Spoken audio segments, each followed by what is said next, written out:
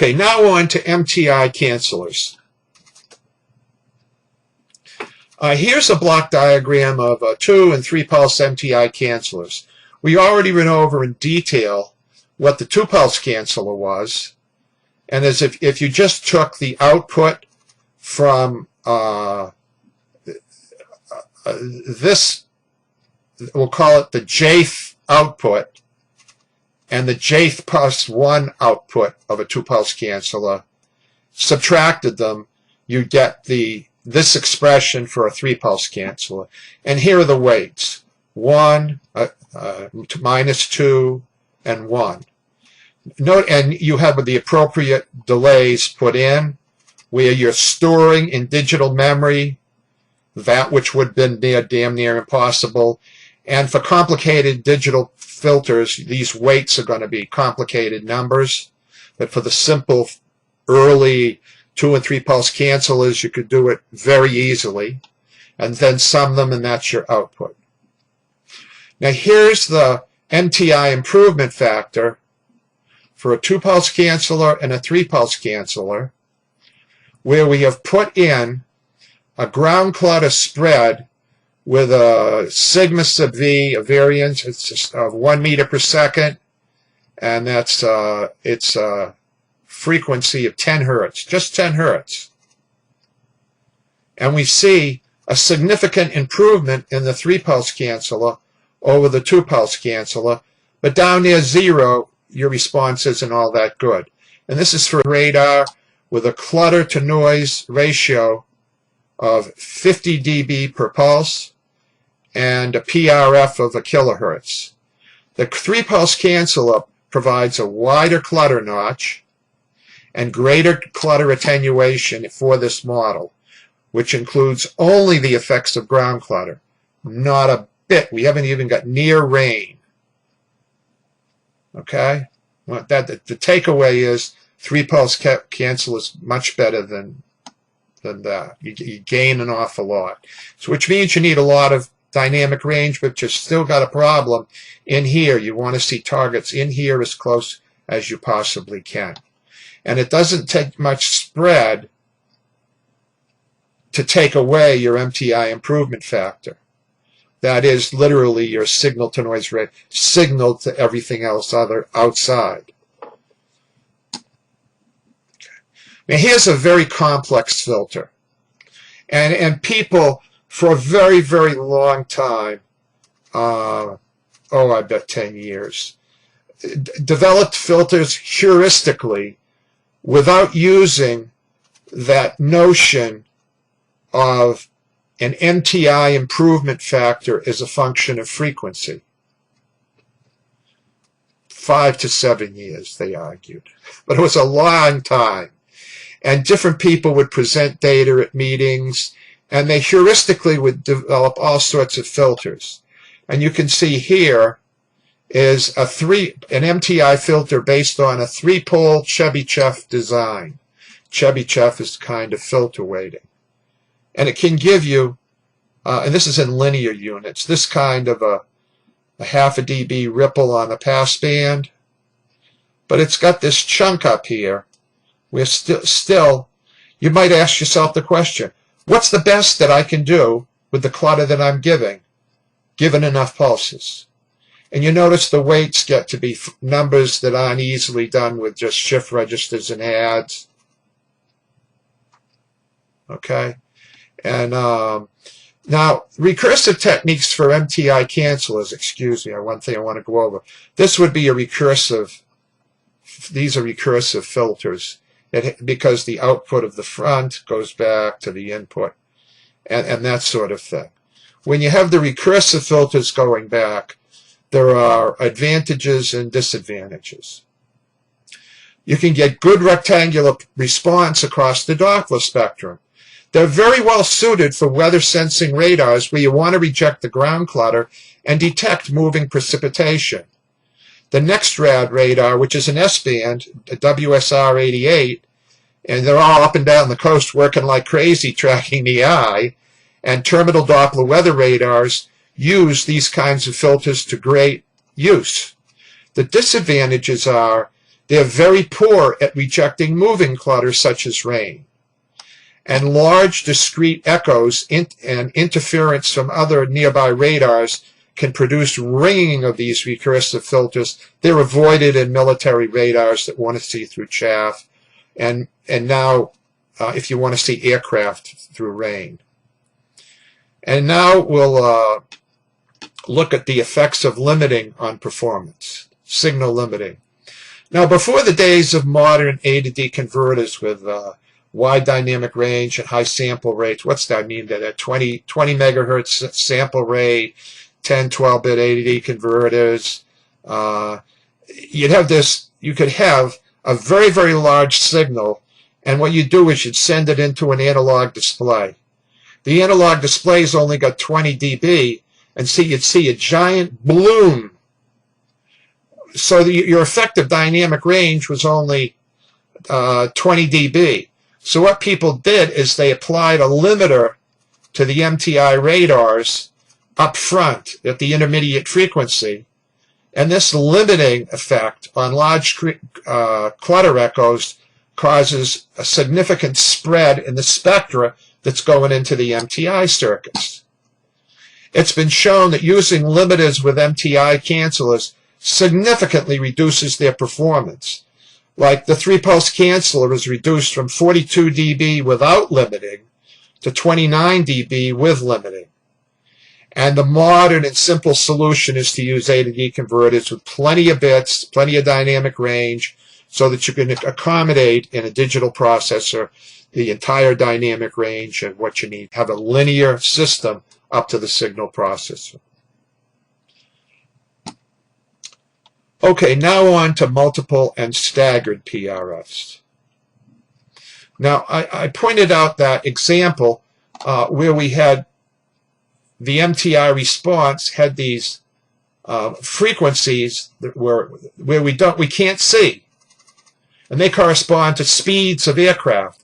And I always like to use 100. If this is 100 knots, at S-band a kilohertz is 100 knots about. So 100 knots, 200 knots, 300 knots, 400 knots, they all fold down. This 3 to 4 folds down to 0 to 1. The 1 to 2 folds down, a little past 1 goes down to a little past 0. So it all folds down.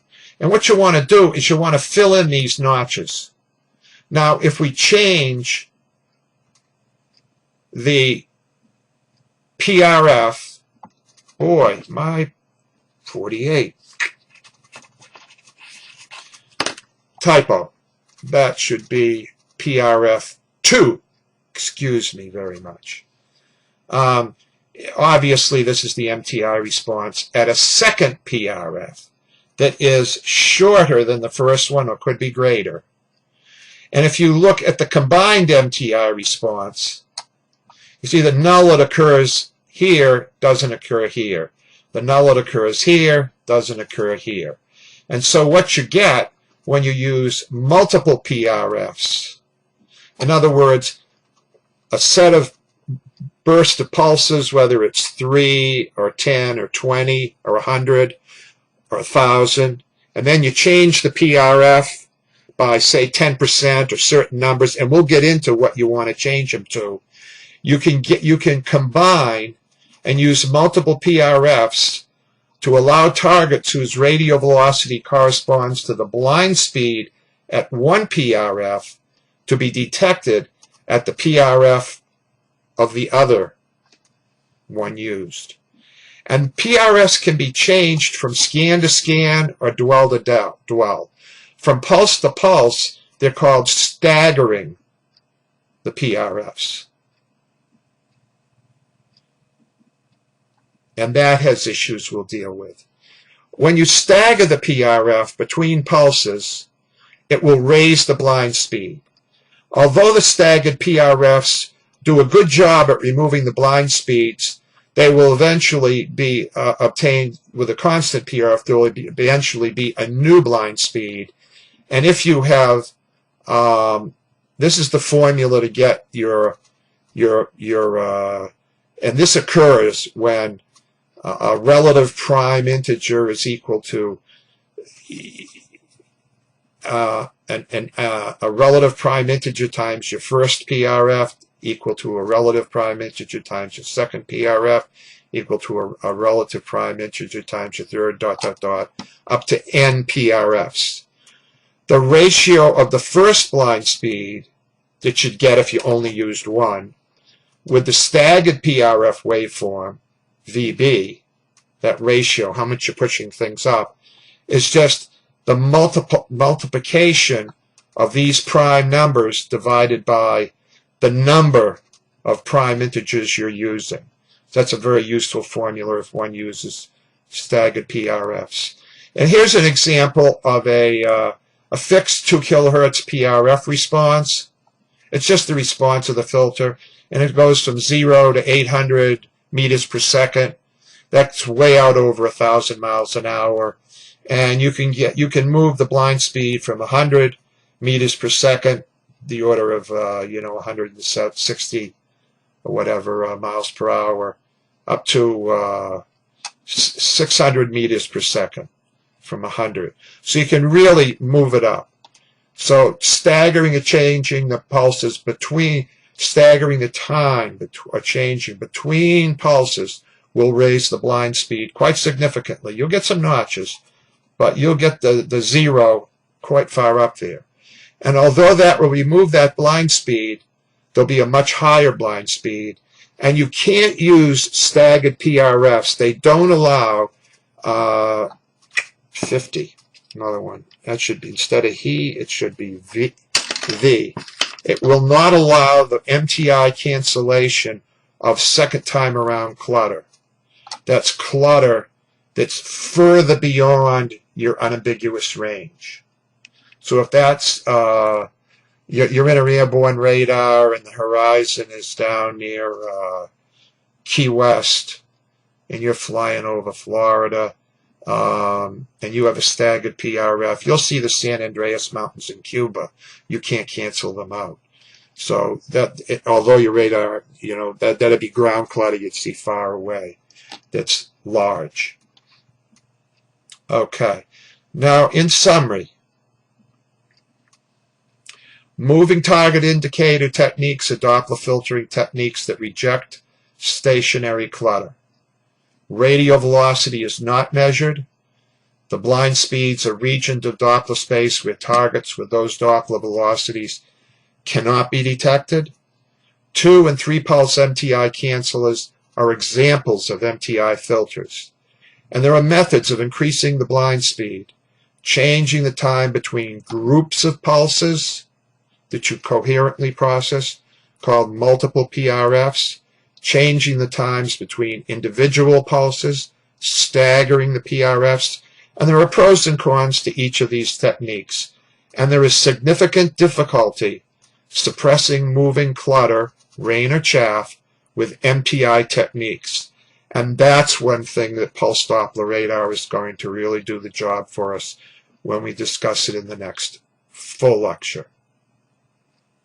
Now, the homework problems that I'm assigning you are 1, 2, 3, 4, 5, 6, and 8 from Merrill Skolnick's 3rd edition.